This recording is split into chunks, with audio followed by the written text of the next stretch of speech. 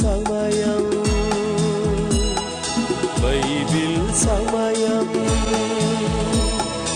Bible సమయం Bible సమయం.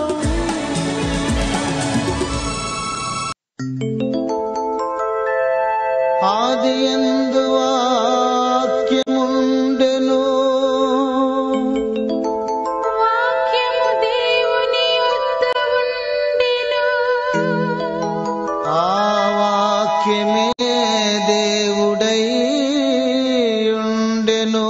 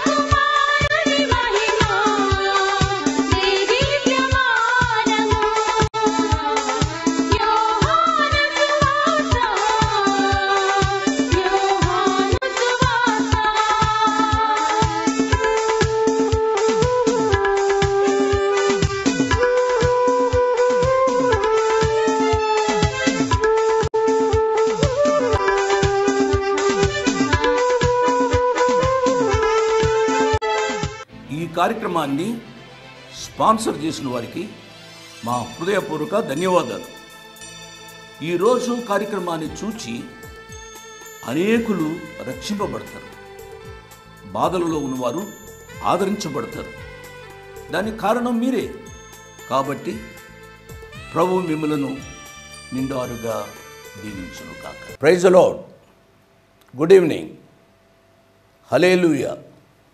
ప్రభుకు స్తోత్రం. షాలోమ్. ఇన్ని పేర్లు ఇన్ని రీతులుగా ఎందుకు పిలుస్తున్నారో అంకుల్ అని మీలో కొంతమంది అనుకుంటూ ఉండవచ్చు. ఎందుచేతనగా కొన్ని విషయాలు వినబడ్డాయి కాబట్టి ఈ రీతిగా నేను చెప్పవలసి వస్తుంది. అయినా చెప్పడం కూడా మంచిదేమో అని నేను అనుకుంటాను. ఎందుకు అనగా అన్ని సంఘాల వారు ఈ వాక్యాన్ని వింటూ ఉంటారు. వారు కూడా ఇది వర్తిస్తుంది. వారు కూడా సంతోషపడటానికి అవకాశం ఉంది. మీ అందరికీ నా హృదయపూర్వక వందనాలు. దేవుడు ఈరోజు తన వాక్యము చేత అనగా దైవ జనులు లేక యేసు ప్రభు వారి యొక్క శిష్యులు అపోస్తులు లేక జీవితాల చేత మనలను దీవించునుగాక. ఎలా ఉన్నారమ్మా? ఎలా ఉన్నారు బాబు?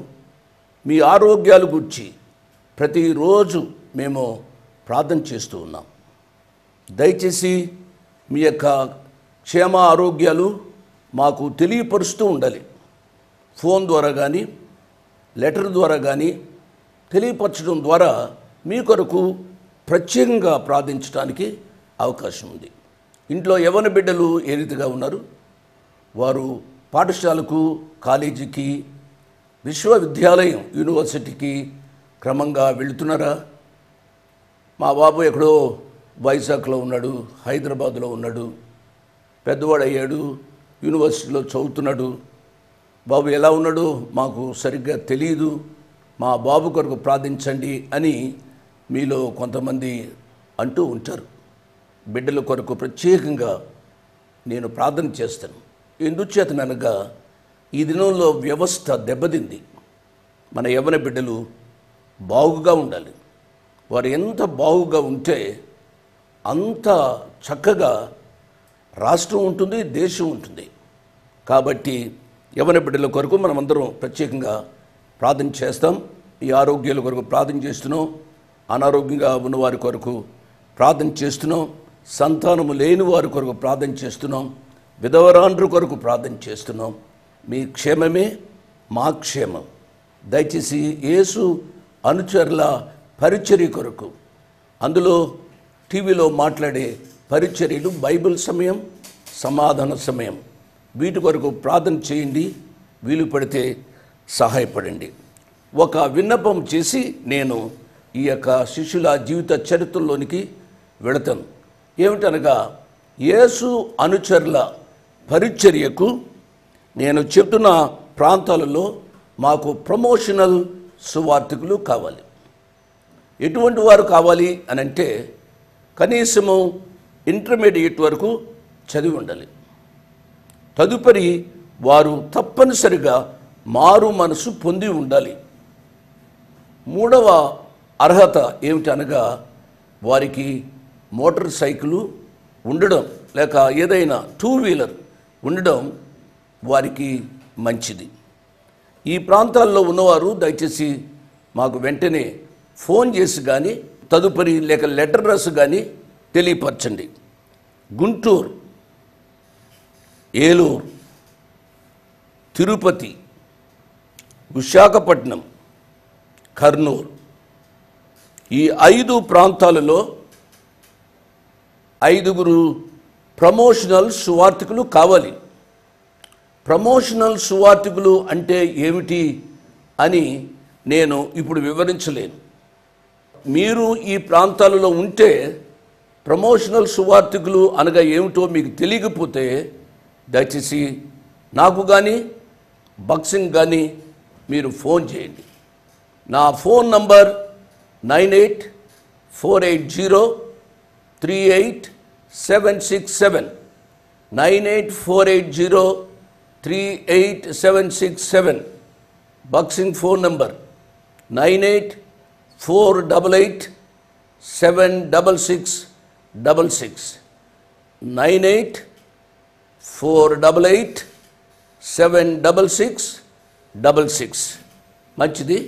ప్రార్థన చేసుకుని ఇంకా శిష్యుల జీవిత చరిత్రలు మనం చెప్పుకుందాం. ప్రార్థన చేస్తున్నాను. కృపా సత్య సంపూర్ణుడు అయిన మా ప్రియ పరలోకపు తండ్రి, వందనాలు, స్తోత్రాలు నాయనా.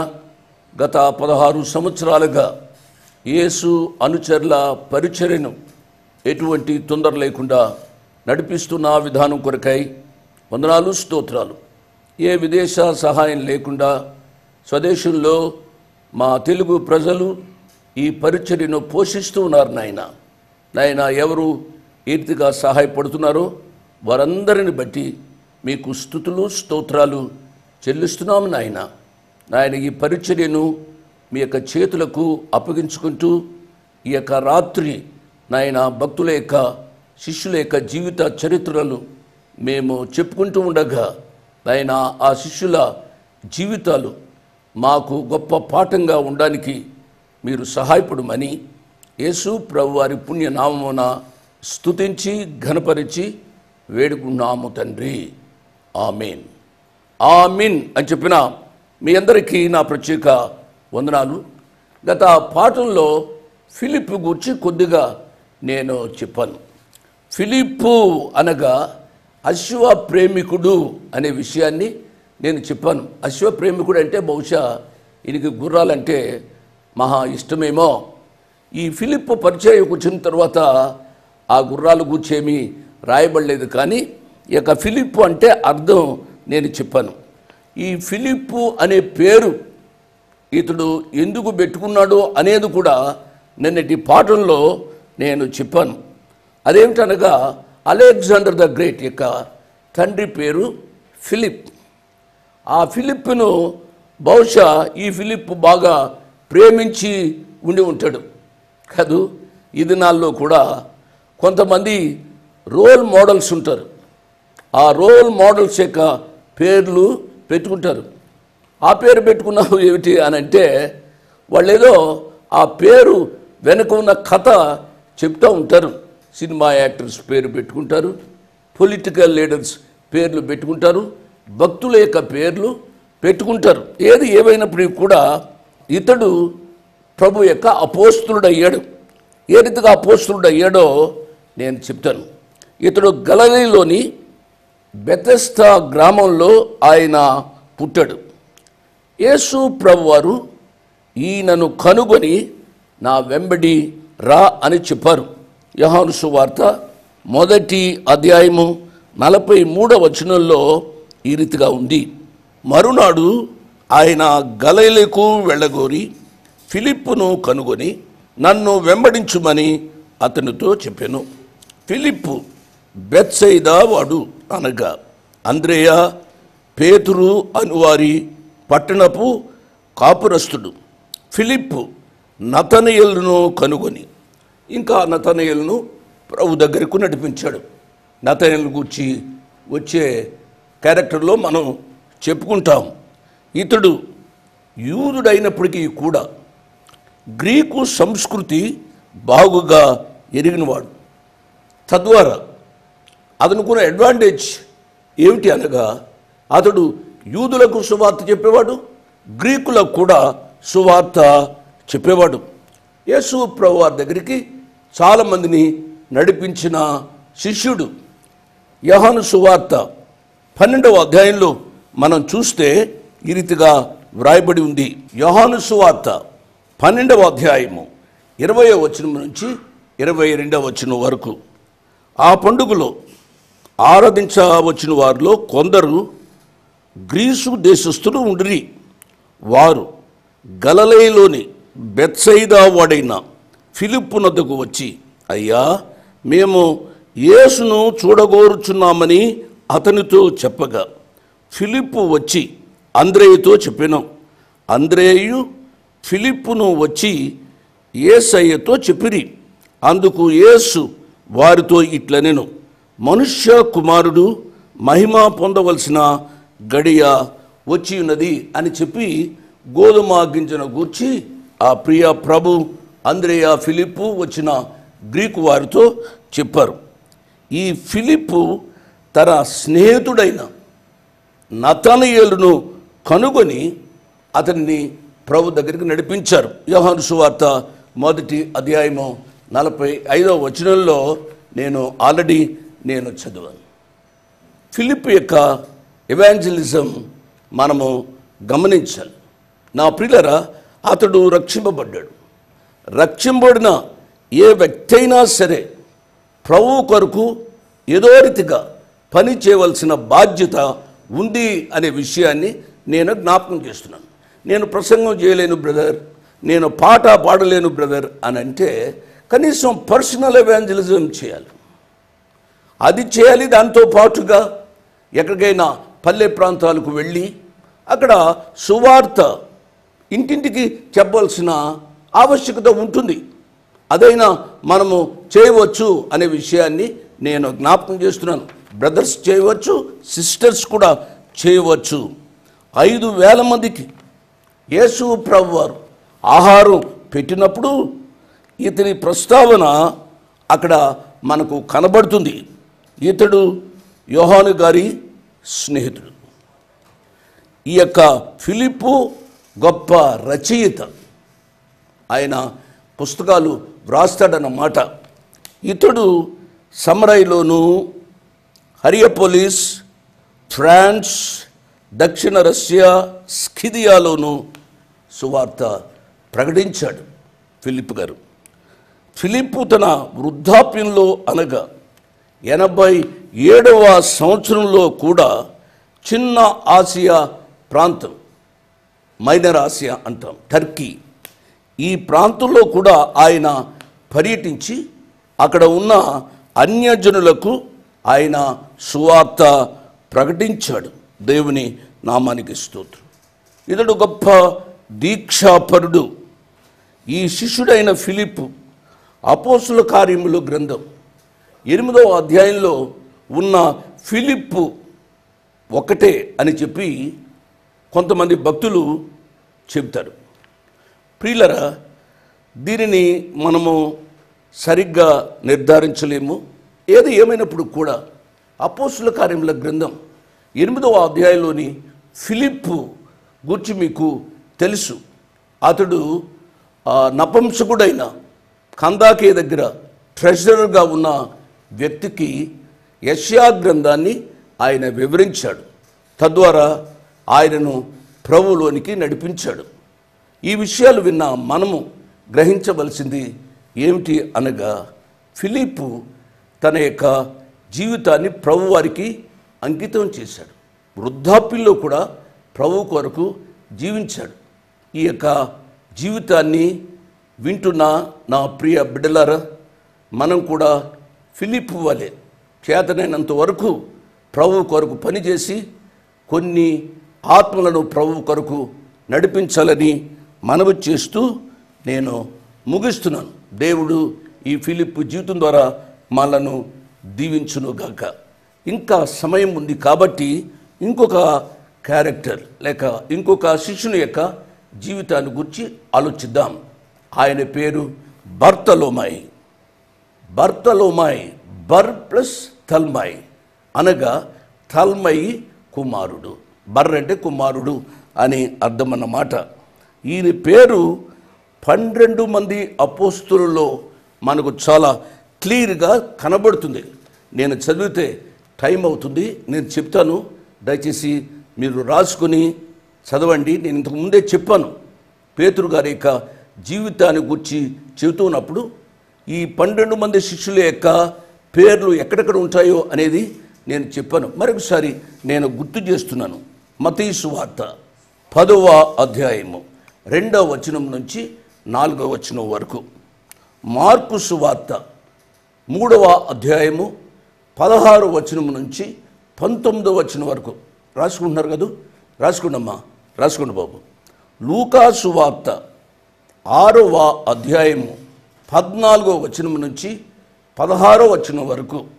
లాస్ట్లీ అపోస్తుల కార్యముల గ్రంథం 1వ అధ్యాయము 13వ వచనం. ఈ 13వ వచనంలో ఇస్కరియోతు యూదా పేరు కనబడదు. ఇస్కరియోతు యూదా ఆత్మహత్య చేసుకున్నాడు.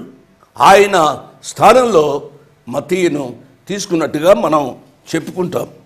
మొదటి 3 సువార్తల్లోనూ అపోస్తుల కార్యముల్లోనూ ఈయన పేరు ఫిలిప్పుతో పాటు రాయబడింది. ఇంతకుముందే ఫిలిప్పును గూర్చి మనం చెప్పుకున్నాం.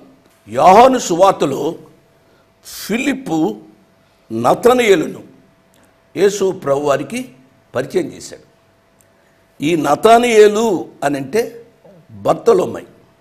బర్తలోమయి, నతనయేలు ఒకటే అని మనం గ్రహించాలి. యోహాను సువార్త 1వ అధ్యాయము 48వ వచనాన్ని చదువుతున్నాను, చూడండి. యోహాను సువార్త 1వ అధ్యాయము 48వ వచనం. నన్ను నీవు ఎలాగూ ఎరుగుదువని నతనయేలు ఆయనను అడుగగా, యేసు ప్రభువారు సమాధానం చెప్తున్నారు. ఏమని? ఫిలిప్పు నిన్ను పిలువక మునిపే నీవు ఆ అంజూరపు చెట్టు క్రింద ఉన్నప్పుడే నిన్ను చూచితునని అతనితో చెప్పాను. నతనయేలు, బోధకుడా, నువ్వు దేవుని కుమారుడు, ఇశ్రాయేలు రాజు అని ఆయనతో ఉత్తరమిచ్చాను. ఇంకా మనం చూసినట్లయితే ప్రియులారా, 51వ వచనంలో కూడా ఇతని ప్రస్తావన చేయబడింది. అది మీరు చదవండి. దాన్ని బట్టి బర్తలోమై, నతనయేలు ఒకటే అని మనం గ్రహించాలి. ఇతడు నఫ్తాలి వంశానికి చెందినవాడు. బర్తలోమై లేక నతనయేలు ఇండియాలో సువార్త సేవ చేశాడు అని చెబుతారు. మన ఇండియా దేశంలో 2 శిష్యులు సువార్త చెప్పారు అన్న మాట. ఒక ఆయన బర్తలోమై లేక నతనయేలు, రెండవ ఆయన మనందరికీ తెలిసిన రీతిగా థామస్. ఇక్కడికి ఇతడు హెబ్రీ భాషలోని మత్తయి సువార్తను తెచ్చాడని చెబుతారు. ఈ మత్తయి సువార్త మనకు మొట్టమొదటిగా పరిచయం అయింది అన్నమాట. దాంతో పాటుగా ఈయన దానితో పాటుగా అంటే ఇండియా దేశంతో పాటుగా ఈయన ప్రాచీన అర్మేనియా, ఫిర్గియా, హిరాపోలిస్లో దేవుని సువార్త చెప్పాడు. ప్రియులారా, వీరి యొక్క కష్టాన్ని మనం అర్థం చేసుకోవాలి. నేను ఈ శిష్యుల గూర్చి చదువుతున్నప్పుడు ధ్యానం చేస్తున్నప్పుడు లేక ఆలోచిస్తున్నప్పుడు ప్రభువు కొరకు వీళ్ళు ఎంత కష్టపడ్డారో కొద్దిగా మనం కూర్చుని ఆలోచిస్తే మన హృదయాలు చలిస్తాయి. నేను చేసేది ఏమాత్రం ఎంతో చేశామో అని అనుకుంటాం, కానీ మనం చేసేది చాలా తక్కువ అనే విషయాన్ని మనము అర్థం చేసుకోవాలి. ఆసియా మైనర్లో అనగా టర్కీలో కూడా ఈయన దేవుని యొక్క సేవ చేశాడు. ఇతడు పార్షియన్స్ మధ్య ఇంకా సోవియట్ యూనియన్లో దేవుని యొక్క పరిచర్య చేశాడు నతానియేల్. ప్రియులారా, ఈనాడు సోవియట్ యూనియన్ ఇంకా టర్కీ ఈ ప్రాంతాల గురించి మనము ఆలోచిస్తూ ఉంటే ఆ ప్రాంతాలలో సువార్త సేవకు ఈ దినాలలో ఏమాత్రమైన అవకాశం ఉందా? ఆ దినాలలో అవకాశం ఉందా? ఆ దినాలలో అవకాశము లేకపోయినా ఈ శిష్యులు వెళ్ళారు అన్న మాట. ఈ దినాలలో మనకి ఎన్నో సౌకర్యాలు ఉన్నాయి, కానీ అక్కడ ఉన్న ప్రభుత్వాలు ఒకవేళ ఈ సువార్తను ఎలా చేయకపోతే మన యొక్క సుఖాన్నే ఆలోచించి ఆ ప్రాంతాలకు ఈనాడు సువార్తను తీసుకుని వెళ్ళటం లేదు. మన పరిధిలో మనం చేస్తున్న సేవే గొప్ప సేవ అని అనుకుంటూ మన యొక్క సేవను కొనసాగిస్తున్నాము అనే సత్యాన్ని మనము అర్థం చేసుకోవాలి. ఇతడు బర్తలోమై ఒకానొక దినాన్ని ఒక రాజకుమార్తెను ఆయన స్వస్థపరిచాడు. దాని ద్వారా అనేక మంది మారు మనసు పొంది బాప్తిసం తీసుకున్నారు. అప్పుడు ఆ దేశపు యాజకులు, ఆ దేశపు చక్రవర్తి ఈయనను బంధించి చావగొట్టారు. ఎందుకు అని అంటే రాజకుమార్తె ఆమె మారు మనసు పొందింది కాబట్టి రాజు ఇతనిని బ్రతకనివ్వలేదు అనేది ఒక సత్యం. కాబట్టి ఈ యొక్క రాత్రి సమయంలో నేను ముగిస్తున్నాను. నా ప్రియులరా, ఈ రెండు క్యారెక్టర్స్ మనం విన్నాం కదూ. మన సేవా విధానం, మన వ్యక్తిగత జీవితం, మన కుటుంబ జీవితం, మన సంఘ జీవితం ఏ రీతిగా ఉందో ఆలోచించాలి. ఇంకా ఈ బర్తలోమై గురించి పాత నిబంధన గ్రంథంలో కూడా వ్రాయబడింది. మీకు సమయం ఉంటే సమూయేలు 2వ గ్రంథం 3వ అధ్యాయం నుంచి చదవండి. ఈ యొక్క బర్తలోమై గురించి మనం కొద్దిగా నేర్చుకుంటాం. తద్వారా నేను కొన్ని విషయాలు రేపు నేను జ్ఞాపకం చేస్తాను. Bartholomew he is not an ordinary person. ఆయన రాజవంశములో ఆయన పుట్టినవాడు అని పాత నిబంధన ద్వారా మనం తెలుసుకుంటాం. ఆ విషయాలు రేపు నేను చెప్తాను. దేవుడు మిమ్మల్ని నిండారుగా దీవించునుగాక. ఆమేన్. కొర్నేలి ప్రార్థన ధర్మ కార్యములను స్వీకరించిన దేవాది దేవా, కొర్నేలి ప్రార్థన ధర్మ కార్యములను స్వీకరించిన దేవాది దేవా, నా స్థితిగతులను ఎరిగిన దేవా,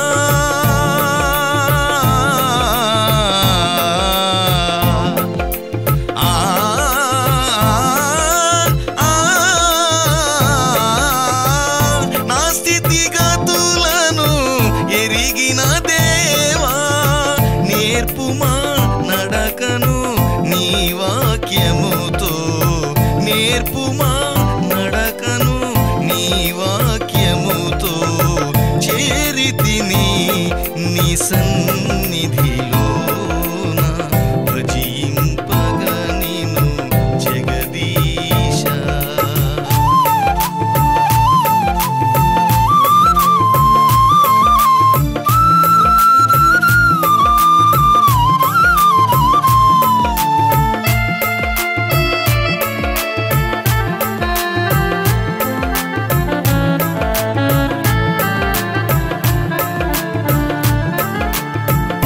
హిజ్కియా కన్నీరు చూచిన దేవా, తన ఆయుష్ను పెంచిన ప్రభువా, హిజ్కియా కన్నీరు చూచిన దేవా, తన ఆయుష్ను పెంచిన ప్రభువా నా యంతరంగము పరిశోధించుమా.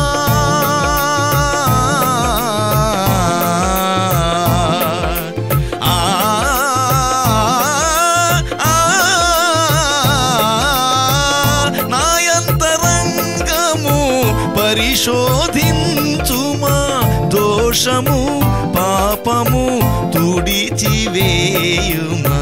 దోషము పాపము తుడిచివేయుమా. చేరితిని నీ సన్నిధిలోన భజింపగ నిన్ను జగదీశ. ఇంతవరకు వాక్యాన్ని విన్నందుకు మీకు నా హృదయపూర్వక వందనాలు. ఒక ప్రత్యేకమైన మనవి చేయడానికి మరొకసారి మీ ముందుకు వస్తున్నాను. అదేమిటి అనగా, ఈ కార్యక్రమాన్ని నిర్వహించడానికి నేను ఎంతో ధైర్యం చేశాను అనే విషయాన్ని జ్ఞాపకం చేస్తున్నాను. డబ్బుండి కార్యక్రమాన్ని ప్రారంభించలేదు. నన్ను రక్షించి ఇంతవరకు పిలిచిన ప్రభు ఉన్నారు అని, తదుపరి విశ్వాసులైన మీరు ఉన్నారు అనే ధైర్యంతో ఈ కార్యక్రమాన్ని కొనసాగిస్తున్నాం. కాబట్టి ఈ కార్యక్రమానికి అయ్యే ఖర్చులో కొంత భాగమైన మీరు భరించాలని మనవి చేస్తున్నాను.